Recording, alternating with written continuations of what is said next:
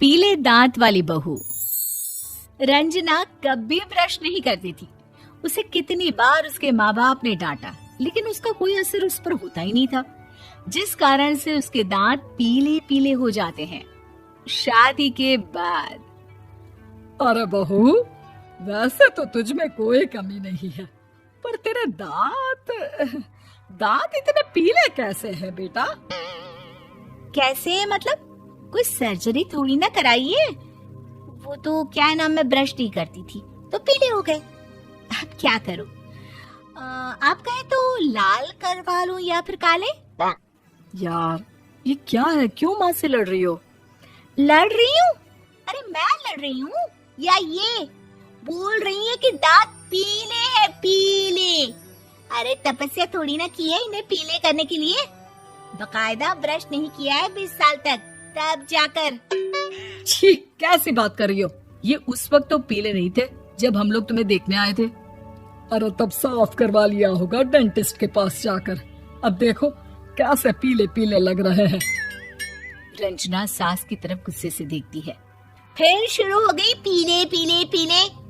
अरे पीले तो तब भी थे जब मेरे हाथ का रसगुल्ला उड़ा उड़ा कर खा रही थी और बोल रही थी, लड़की नहीं गुणों का खजाना दे रहे भाई साहब आप। खैर, अब वो लोग करते भी तो क्या करते, पीले दांत वाली बहू पल्ले पड़ी थी तो झेलना तो था ही। एक दिन कीर्तन में रंजना गाना गा रही थी।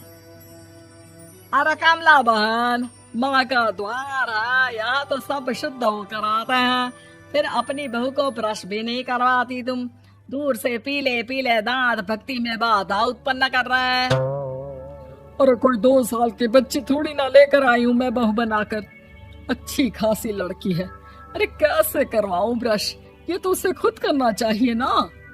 अब माँ बाप तो इसके जैसे तैसे निपटा दिए, ये नहीं सोचा कि सास कैसे संभालेगी। सास बहू को लेकर घर आ जाती है, लेकिन सोच लेती है कि अब इसे लेकर कहीं नहीं जाएगी। अगले रोज बहू कहती है, अरे क्या हो गया, मंदिर नहीं जाना क्या? कीर्तन का वक्त हो रहा है। मेरी मधुर वाणी से कान्हा जी जागते हैं और सोते हैं। आप तो जानती है ना उनकी भक्ति में कितना मन लगता है मेरा। वो क्या है ना, तबीयत ठीक नहीं लग रही है मेरी, आराम करूंगी मैं। तबीयत ठीक नहीं लग रही? अभी तो मिथुन के गाने पर नाच रही थी आप, और अब बोल रही है कि तबीयत ठीक नहीं लग रही।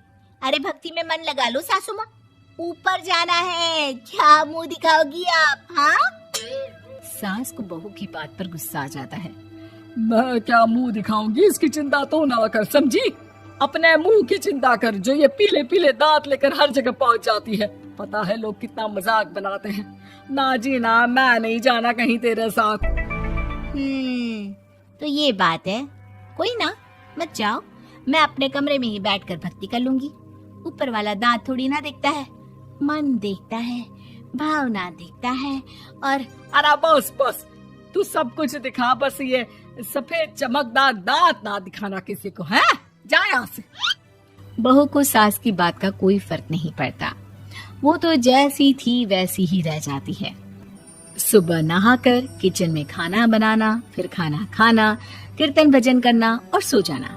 एक दिन, माँ जी मैं सहेली के घर जा रही हूँ, शाम को लेट आऊंगी। हाँ हाँ तो जाना, मैंने कौन सा तेरी आरती करनी है घर पर बैठकर। रंजना सहेली के घर जाती है, जहाँ वो पार्टी में जाने की तैयारी कर रही होती है। अरे शिखा, कहाँ जाने की तैयारी कर रही है? मैं गलत वक्त पर आ गई क्या?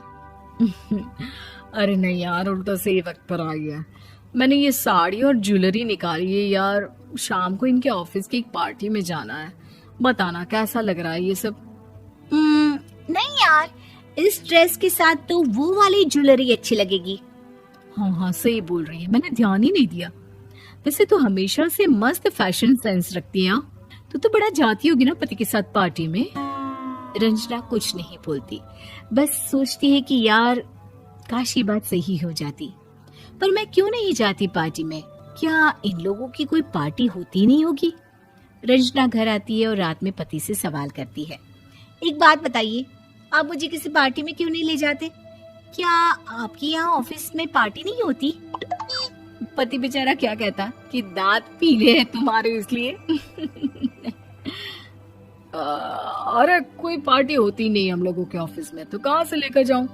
और मार्केट, मॉल, कहीं वीकेंड घूमना, कहीं तो। अरे यार सारे हफ्ते में एक छुट्टी मिलती है, तो सोचता हूँ कि आराम ही कर लूं। क्यों? रंजना मन मार के रह जाती है। पहले कभी सास के साथ मंदिर जाया करती थी, लेकिन वो भी सास ने ले जाना बंद कर दिया। घर बैठी बैठी रंजना बोर हो जाती है। तभी उसे आइडिया आता है और वो मायके जाने का सोचती है। सासू माँ, 2 दिनों के लिए मम्मी के घर जा रही हूँ। अच्छा ठीक है, आराम से जा। और हाँ, माँ से कुछ अच्छी आदत सीख कर आना कि कैसे शरीर के हर भाग की तरह दांतों की सफाई भी जरूरी होती है, समझी? शुरू हो गई ना आप। वो लोग आपकी तरह नहीं है कि छोटी छोटी बात का बतंगड़ बना दे। उन लोगों के लिए मैं मायने रखती हूँ, ना कि मेरे पीले पीले दांत। रंजना माँ को बिना बताए उन लोगों को सरप्राइज देती है, लेकिन जैसे ही वो दरवाजे पर पहुंचती है, अंदर देखती है कि घर वाले कहीं जा रहे होते हैं। अब माँ, काश रंजना दीदी के दांतों वाली प्रॉब्लम नहीं होती, तो वो भी हम लोगों के साथ चलती ना बुआ जी की बेटी की शादी में।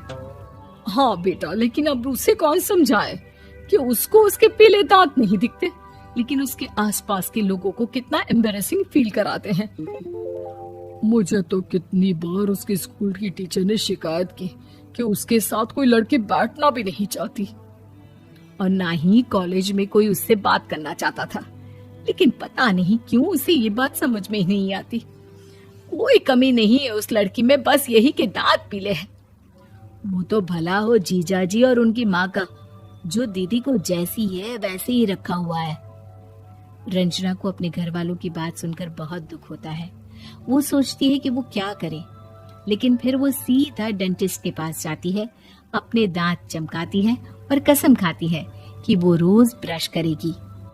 अरे क्या हो गया? तुम तो 2 दिनों के लिए गई थी ना। पर कोई ना, अच्छा है, चलो आ गई तो।